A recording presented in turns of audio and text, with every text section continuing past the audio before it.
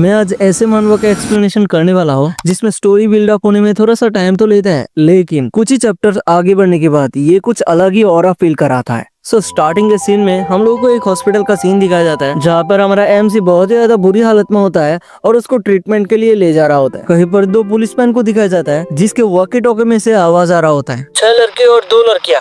I repeat, 6 लड़के और 2 लड़कियां। Requesting suspect confirmation. Eye witness ने कहा है कि 8 लोग थे जो कि स्कूल ड्रेस में थे। कंफर्म हो चुका है कि ये नन गोवन मिडिल स्कूल का यूनिफॉर्म है। एक पुलिसमैन वहाँ पर कह रहा होता है, क्या मिडिल स्कूलर? ये साले लड़के ये सब स्कूल वायलेंस से कहीं ज्यादा आगे है। वो लड़का एकदम मरने की हालत में था। ये पुलिसमैन हमारे एमसी के बारे में बात कर रहा था। हमारे एमसी का नाम होता है सियोंग। सियोंग अपना आंखें खोल रहा होता है और उसके सामने उसका आंटी खड़ी है। वो कहती है, सियोंग बेटे, क्या तुम उठ चुके हो?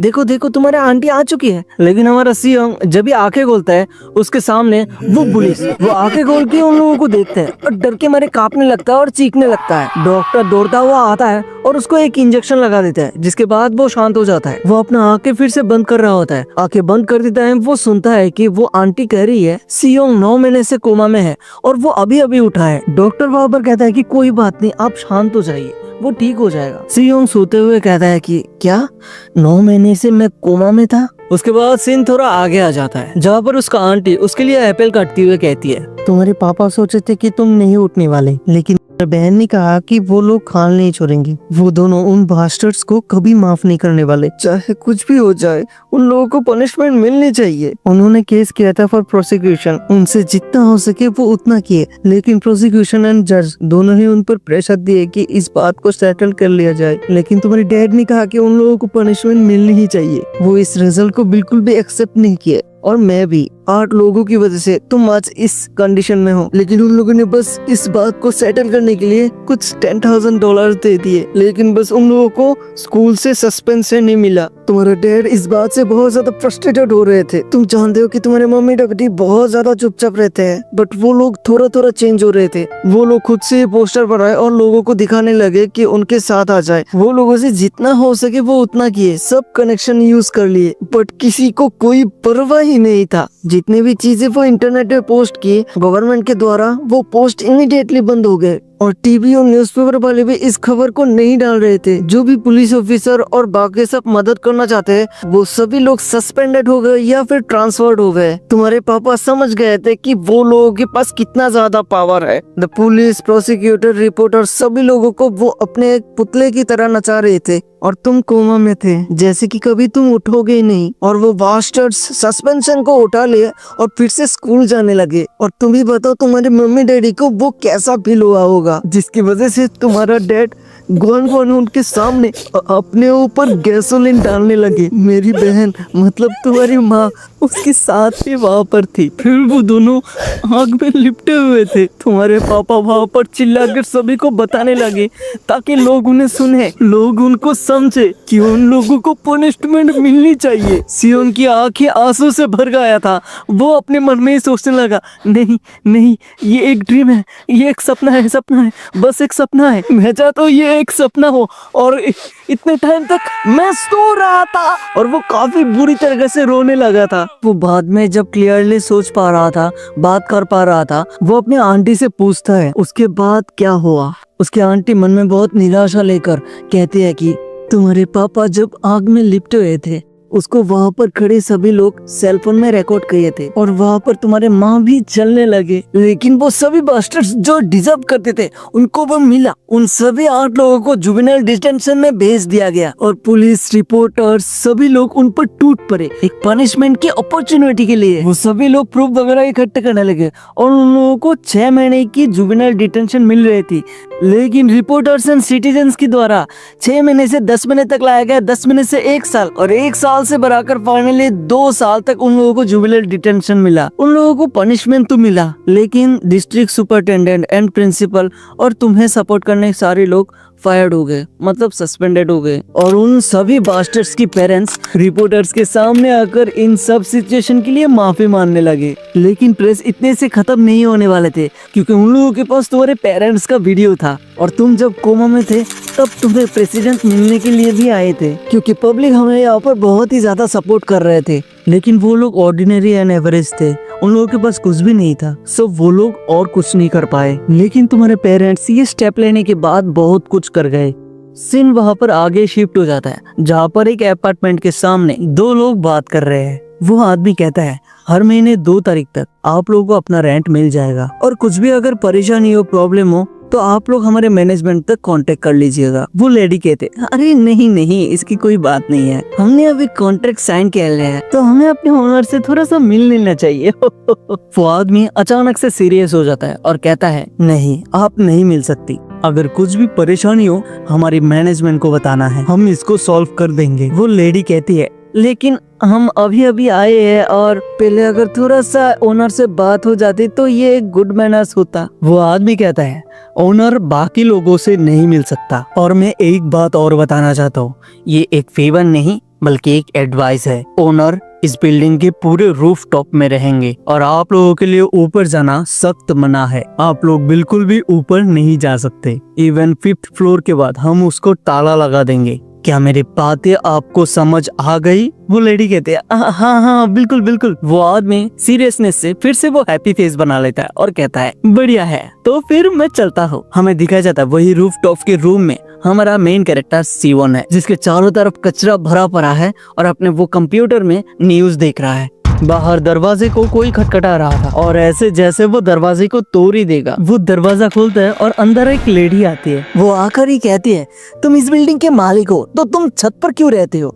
मैं अगर तुम्हारी जगह होते तो मैं यहाँ पर कभी नहीं रहती, और कभी तो लाइट ऑन कर लिया करो, ऐसे रहोगे तो तुम अंधे हो जाओगे। तभी वो लाइट ऑन करती है और देखता है कि चारों तरफ कचरे से भरा पड़ा है। मैं बता दूं वो एक नर्स जैसी है, और वही खाली इस रूम तक आ सकती है ताकि वो सियोन की हालत देख सके। वो कहती है तुम्हारे आर्म्स कैसे?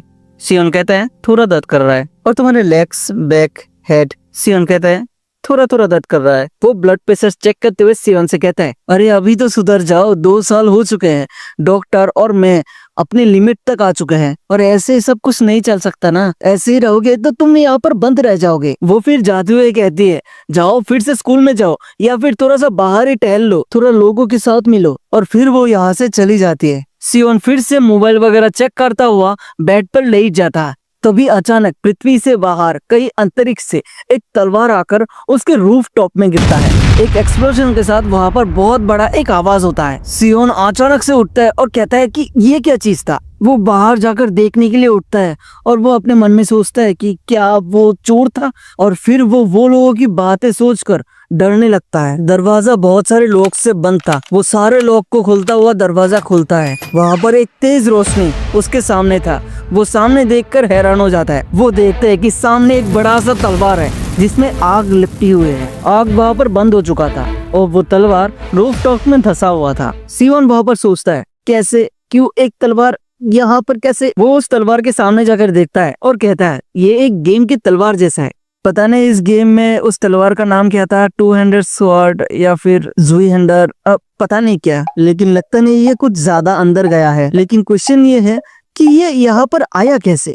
यहाँ पर तो मेरा दरवाजा भी लॉक्ड है, कैसे और क्यों? ये सोचते सोचते उसका दिमाग खराब हो रहा होता है। तो फिर से अंदर चला जा रहा होता है, और वो कहता है जो भी हो छोड़ो जाने दो। वो सीधा जाकर बेड में लेट जाता है। कुछ देर बाद वो तलवार से ड्रम्स की आवाजें आने लगती है, जैसे कि वहाँ पर एक वार चल रहा है। सियोन अपने आंखें खोलता है और वो देखता है कि वो एक अलग ही प्लेस पर है, जहाँ पर चारों तरफ सिपाही बड़े पड़े हैं, और सामने की तरफ से डिमोन्स आ रहे हैं, और उसके सामने एक सोल्जर खड़ा हुआ है, जिस सोल्जर के पास वही तलवार थी। अचानक सियोन को एक अलग ही प्रेशर महसूस होता है, जिसके बाद वो देखता है वो डिमोन सारे मर चुके हैं और उनके ऊपर वो तलवार गड़ा हुआ है। सियोन अपने आंखों पर विश्वास नहीं कर रहा होता। वो आंखें खोलकर देखता रह जाता है, और वो अचानक देखता है कि वो अपने बेड में है। वो कहता है क्या ये एक सपना था? तभी वो बाहर से एक आवाज सुनता है। वो जाकर दरवाजा खोलकर देखता है कि वहाँ पर आग लग चुकी है। वो फिर दौड़ता हुआ जाकर सीधा बाथरूम में जाता है। वहाँ से वो टब में पानी लेकर आ रहा होता है, लेकिन वो टब उससे उठ नहीं रहा। वो पानी गिराते हुए वहाँ पर आता है और थोड़ा बहुत पानी वहाँ पर गिराता है, लेकिन इतने से पानी से वहाँ पर कुछ भी नहीं हुआ। वो फिर से दौड़ के जाता है, और ऐसा करते करते वो फाइनली आग बुझा चुका था। वो बुरी तरीके से थक चुका था और उसका शरीर बहुत ज्यादा दर्द कर रहा था। लेकिन वो तभी साइड में देखता है कि वहाँ पर टैप के साथ पाइप भी लगा हुआ है जिसमें से वो पानी दे सकता था ऐसे ही। फिर वो सोने चला गया। रात के 12 बज गए थे। फिर से वो नींद से उठा क्योंकि बाहर से आवाजें आ रही है। वो बाहर जाकर देखता है कि तलवार में फिर से आग लगी पड़ी है। वो टैप को ओपन करके पाइप से पानी देता है। वो ऐसा करते करते थक चुका था। वो रूम में जाकर जैसे ही बेड में पड़ता है तो फ्रस्ट्रेटेड हो जाता है कि बार बार ऐसा हो रहा है। उस पर आग लग जाता है और बार बार जाकर वो पानी से निभाता है, जिसकी वजह से वो बाहर ही चेयर लेकर बैठा रह गया। हाथ में उसका पाइप था। जब भी उस स्वॉर्ड से आग लगने वाली होती है वो पाइप से पानी फेंक देता है और बार बार वो ऐसा करते रहता है। वो कहता है कैसा लगा बताओ। और फिर वो रूम में जाकर कंप्यूटर में कुछ सर्च करने लगा और उसको वो मिल गया। वो मिलने के बाद इस चीज को इस्तेमाल करने के लिए वो स्वॉर्ड के सामने जाता है। उसके हाथ में चॉपस्टिक से एक क्रॉस बना हुआ था और दूसरे हाथ में स्प्रे की बोतल। वो स्वॉर्ड के सामने जाकर कहता है name of the father and the son the holy ghost amen. और ये ले। वो इस क्रॉस को दिखाते हुए स्प्रे की बोतल उस तलवार पे मारता है जैसे उस तलवार में भूत है। तभी उस तलवार में आग लग जाती है और वो चीखने लगता है। वो पूरी रात सोया नहीं। वो ऐसा ही करता रहा सुबह तक। लास्ट में उससे और सहा नहीं गया। वो उस बोतल से उस तलवार पे मारता है। उसको तभी पता चलता है कि सुबह की वक्त उस तलवार में आग नहीं लगती। वो अपने मन में सोचता है दिन में तो यहाँ पर आग नहीं लगती, लेकिन रात में फिर से मुझे ये सब करना पड़ेगा। और वो फ्रस्ट्रेटेड होने लगता है और वो कहता है इसको तो आज मैं खत्म ही कर दूंगा। वो रूम के अंदर से हथौड़ा वगैरह लेके आता है। वो एक लंबी सी सांस लेता है और उस हथौड़े से उस तलवार पे मारता है। लेकिन उस हथौड़े के उस पर लगते ही हथौड़ा टूट जाता है और सीधा उड़कर जाकर दीवार पे लगता है। सियोन इस तलवार को देखता रह जाता है। फिर वो फिर से रूम के अंदर जाता है और एक लेके आता है बेसबॉल बैट। वो उस बेसबॉल बैट से उस तलवार पे मारता है, लेकिन वो बेसबॉल बैट उड़ता हुआ उसके सर पर ही आ गिरता है। वो गिरते ही रोते रोते उस तलवार को गाली दे रहा होता है। वो उठता है और उस तलवार के सामने जाता है। उसको पकड़ते हुए कहता है आज मैं इसको निकाल कर आऊंगा। लेकिन जब भी उस तलवार को वो पकड़ता है उसके अंदर से फिर से फ्लेम आ जाता है। सियोन वहां पर सोचता रहता है अरे ये क्या हो रहा है, अभी तो रात भी नहीं हुआ, यहाँ पर आग कैसे लग रही है। तभी वो देखता है कि उसमें से एक रोशनी जैसे आग का गोला ऊपर उठता है और सीधा आकर सियोन में समा जाता है। सियोन के अंदर जैसे बहुत सारी इमोशंस, मेमोरीज एक साथ बहुत ज्यादा तरीके से इफेक्ट हो रहे थे और उसको ऐसा लगता है कि उसका सर अभी फटने वाला है। और तभी वो बेहोश हो जाता है। बेहोश होकर जब भी वो गिर रहा था उसके हाथ से वो तलवार भी निकल जाता है।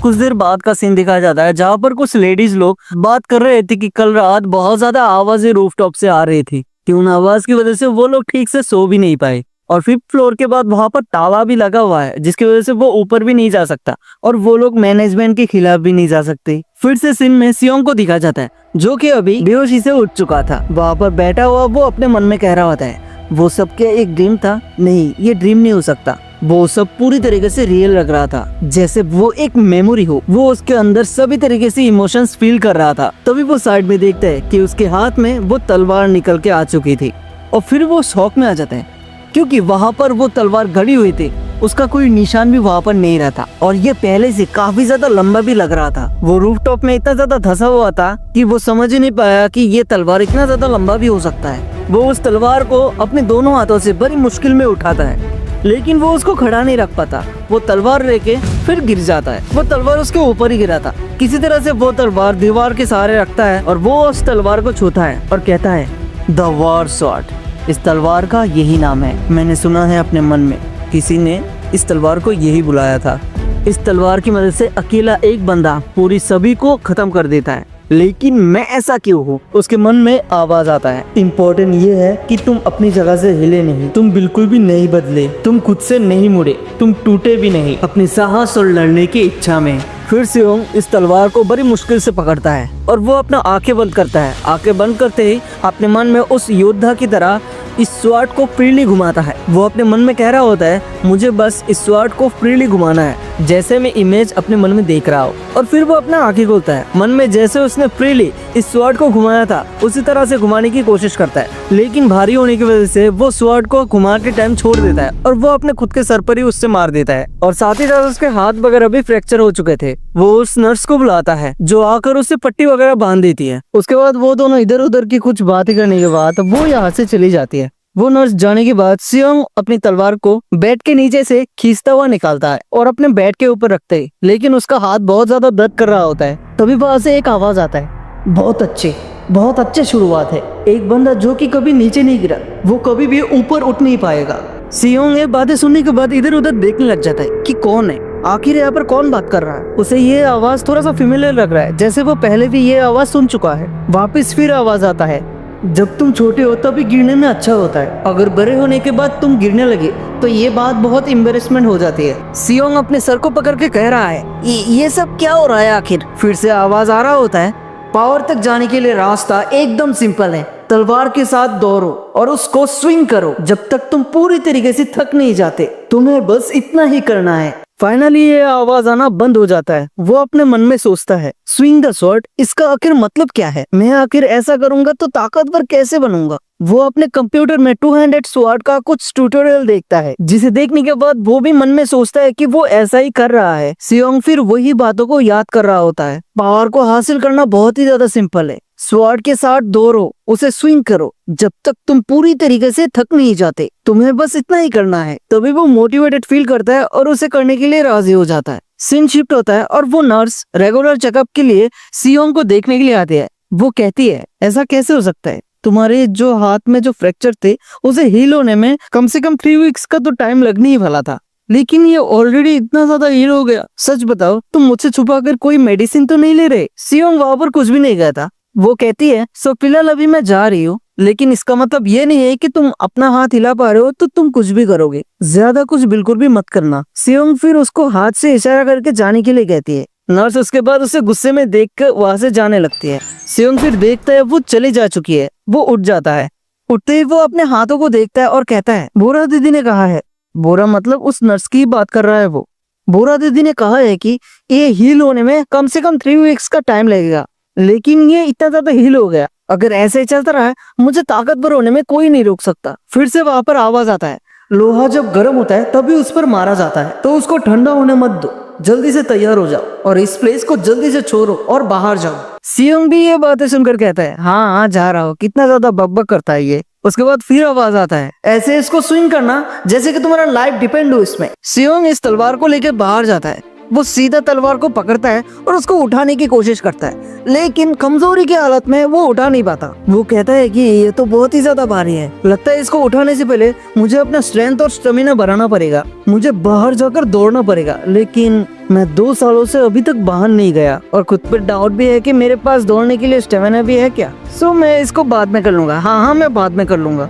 लेकिन मेरी मेमोरी में वो बंदा, वो सिर्फ 12 साल का था, वो इस स्वॉर्ड को लेके 12 घंटे लगातार दौड़ रहा था, खाता है और दौड़ता है, खाता है थोड़ा और दौड़ता है। उसके बाद वही सोचता हुआ सियोंग के अंदर भी मोटिवेशन आ जाता है। वो उस तलवार को अपनी पीठ पर बांधता है और पुशअप देने के लिए रेडी हो जाता है। वो अपने मन में कहता है, आखिर मैं कितने ज्यादा पुशअप दे सकता हूँ, लगता है मैं 30 तो आसानी से दे सकता हूँ, लेकिन मैंने कभी भी एक्सरसाइज नहीं किया और इस हैवी तलवार के साथ मैं 10 तो दे ही पाऊंगा शायद। और फिर वो पुशअप देने के लिए रेडी हो जाता है और बात ऐसी है कि एक भी पुशअप उससे नहीं हो पाता। फिर से उसके कानों में वही आवाज गूंजता है, तलवार के साथ दौड़ो, उसे स्विंग करो जब तक तुम पूरी तरीके से थक नहीं जाते, तुम्हें बस यही करना है। फिर वो उठता है और रूम में जाकर थोड़ा सा नूडल्स खा लेता है। रात वहां पर हो चुकी होती है और वो कहता है, शायद अभी बाहर कोई नहीं होगा तो मुझे अभी दौड़ लगाना चाहिए। वो रेडी हो जाता है और कहता है, ऑलराइट तो चलो चलते हैं।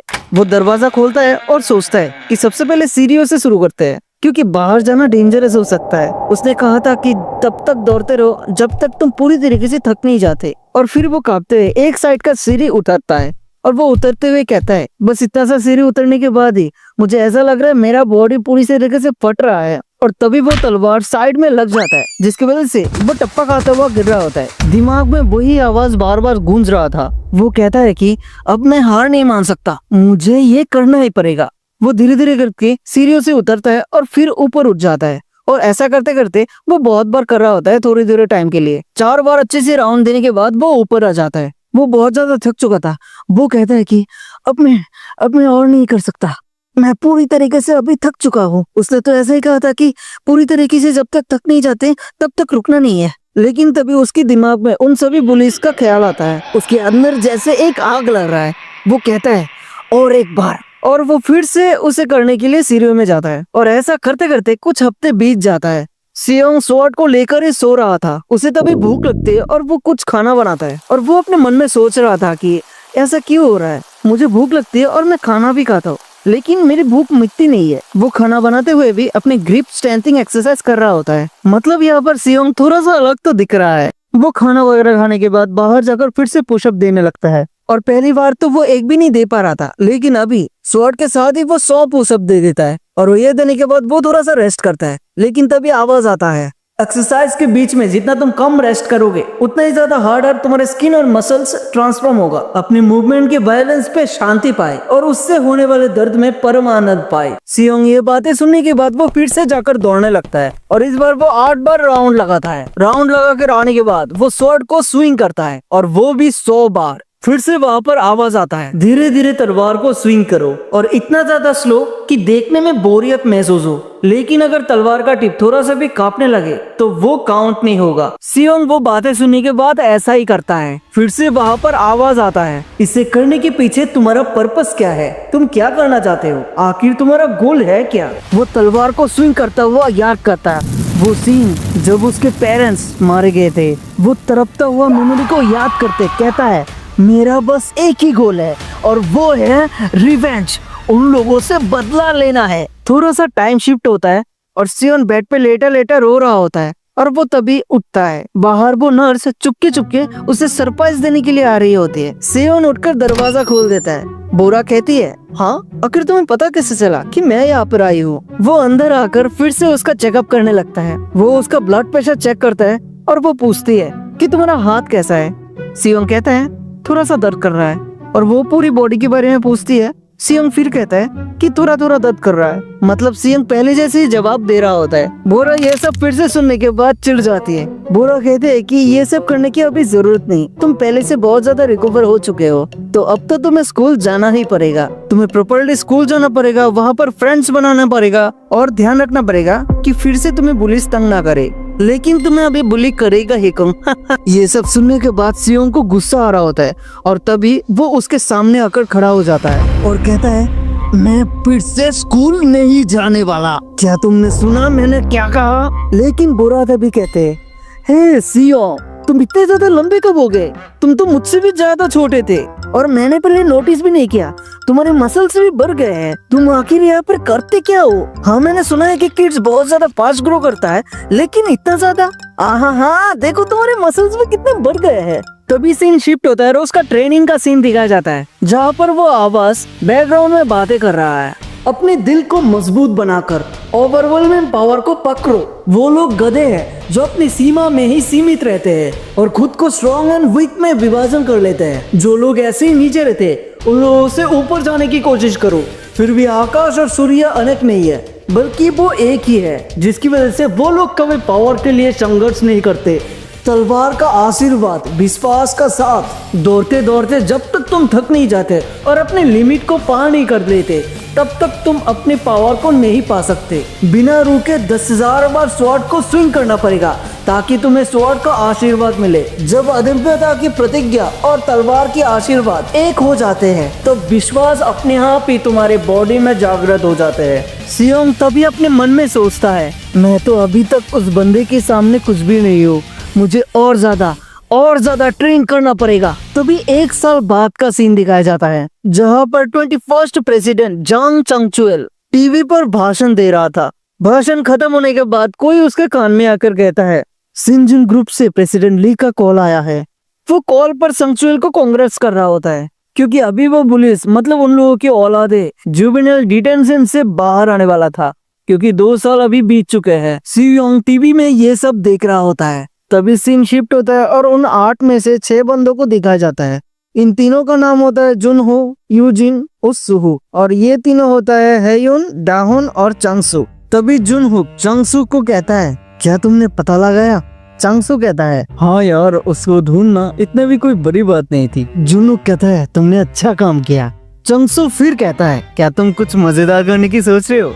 जुनहुक कहता है, ऑफ कोर्स, तुम्हें क्या लगता है हम जो इतनी टाइम से ये सब सह रहे थे वो किसकी वजह से है, और उसको तो थैंक यू कहना ही पड़ेगा हमको। सीन शिफ्ट होता है और सियोंग को दिखाया जाता है जो कि अपने आंटी से बात कर रहा था। आंटी फोन में कह रही होती है, सियोंग बेटा, क्या तुम श्योर हो कि तुम स्कूल नहीं जाओगे? सियोंग कहता है, मैं वहां पर जाना नहीं चाहता। आंटी कहती है कि तुम हमेशा ऐसे ही नहीं रह सकते ना, वो सब छोड़ो, क्या तुम हमारे साथ रहना चाहोगे? ये बेटर होगा अगर हम सब एक साथ रहे। सियोंग कहता है, मैं ये बाद में सोचूंगा क्योंकि मैं अभी भी इस दुनिया से डरता हूँ। आंटी कहती है, मैं ये समझ सकता हूँ, तुम्हारे ऊपर बहुत ज्यादा प्रेशर होगा, लेकिन तुम अपना हेल्थ के बारे में ध्यान रखना, ठीक है? मैं बाद में बात करती हूँ तुमसे। और फिर वो फोन रख देती है। सियोंग मन में अभी कहता है, आंटी तुम बस देखते जाओ मैं उन लोगों को क्रश कैसे करता हूँ।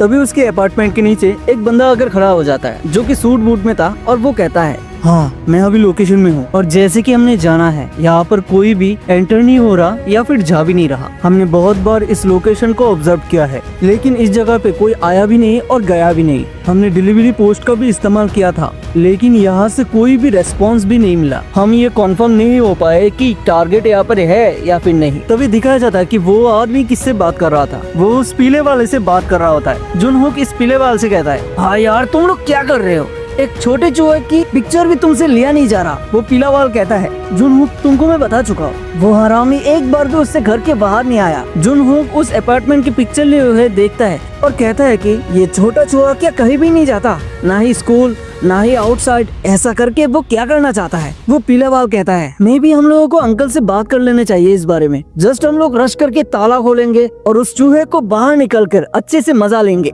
तभी जुनहुक हंसते हुए चंगसू को गले लगा लेता है और कहता है, अरे तुम्हारे अंदर तो बहुत सारे आइडिया है, इसीलिए तुम्हें मैं पसंद करता हूँ।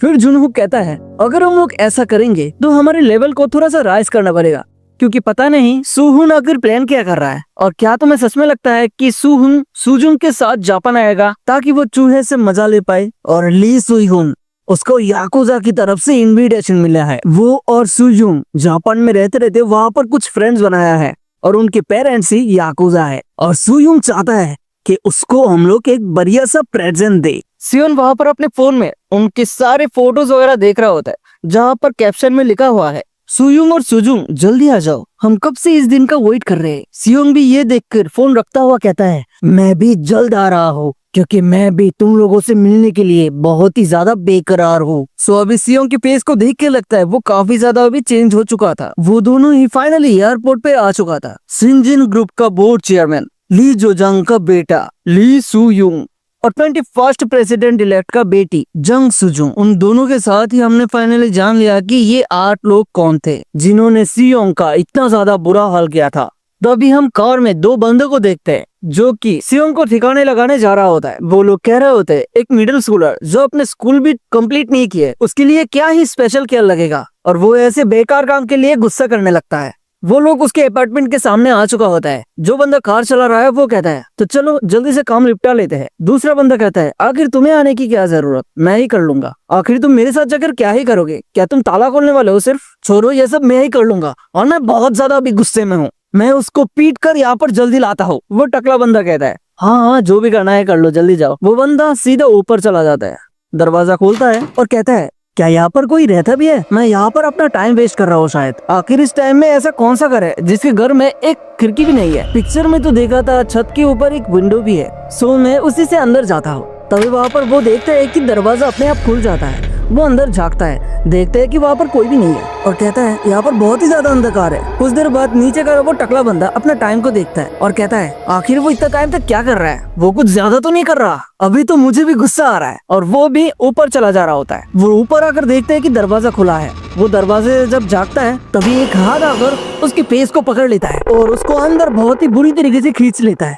टाइम आगे बढ़ जाता है, रात से अभी सुबह हो चुका था। नीचे कुछ पुलिस ऑफिसर कार को देखकर आकर रुकते हैं और कहते हैं यहाँ पर आकर पार्किंग कौन कर गया। वो लोग यहाँ पर टाइम टू टाइम आते हैं क्योंकि ऊपर से ऑर्डर आया कि इस प्लेस को ध्यान रखा जाए, मतलब कि चेक करा जाए कि क्या हो रहा है। वहाँ पर वो पीले बाल वाला और जुनहुक कहता है सुबह के 11 बज चुके हैं, अभी तक उन लोगों का फोन नहीं आया। वो लोग आखिर क्या कर रहे हैं? मतलब कि उन दोनों बंदे को इन दोनों ने ही भेजा था। पीले बाल वाला मतलब कि चंग सू अपने अंकल को कॉल लगाता है और वो उससे कहता है कि वो दोनों अभी तक नहीं आए, वो दोनों इस काम में नए आए हैं क्या। वो अंकल कहता है कि रुक जाओ, मैं चेक करके तुमको बताता हूँ। चायुंग फोन में कह रहा होता है जल्दी करो, अगर मुझे पता होता कि ऐसा होने वाला है तो मैं अंकल चंग यूंग को कॉल लगाता। वो बात सुनकर अंकल गुस्सा हो जाता है और फोन रखता हुआ कहता है आखिर वो दोनों कर क्या रहे हैं। उन दोनों की फोन में ही कॉल आ रहा होता है, लेकिन वो दोनों ही अभी कॉल उठाने की हालत में भी नहीं है। वो दोनों ही टूटा फूटा फ्लोर में पड़ा होता है और उन दोनों के सामने ही सीओ खड़ा हुआ है। वो अंकल उन दोनों की बॉस को कॉल लगाता है और कहता है आखिर तुम्हारे बंदे कर क्या रहे हैं,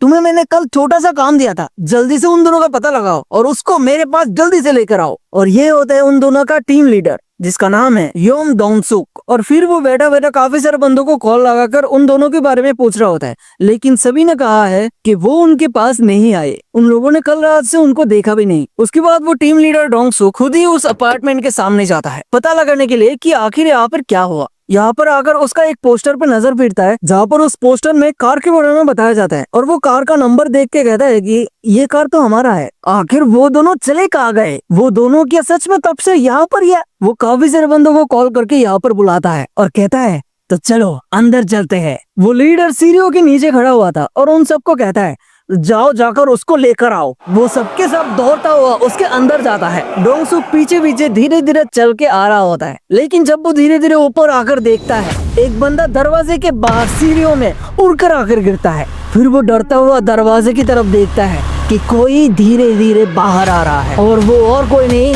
वो है सियोंग,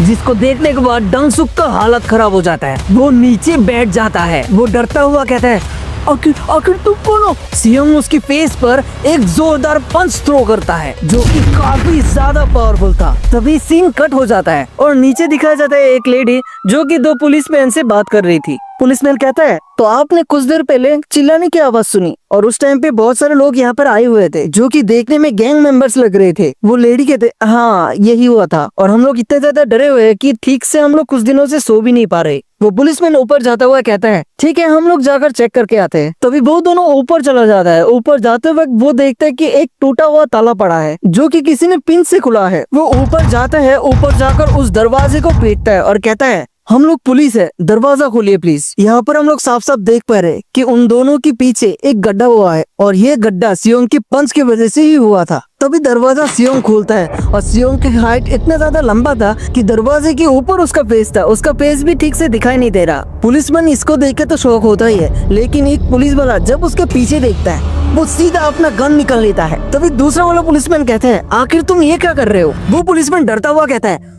उसके पीछे देखो। वो पुलिसमैन जब पीछे देखता है वो देखता है कि पूरे लाशों के भंडार वहाँ पर पड़ा हुआ है। वो दोनों ही ये सब देखे पूरा ज्यादा डर जाता है और वो सियोंग की तरफ देखता रहता है। और अभी से ये मानवा बहुत ही ज्यादा इंटरेस्टिंग होने वाला है। अगर मेरे एक्सप्लेनेशंस आप लोगों को पसंद आते हैं तो वीडियो को एक लाइक जरूर कर देना और इस वीडियो का नेक्स्ट पार्ट जल्दी आने वाला है। So till then take care and Tata.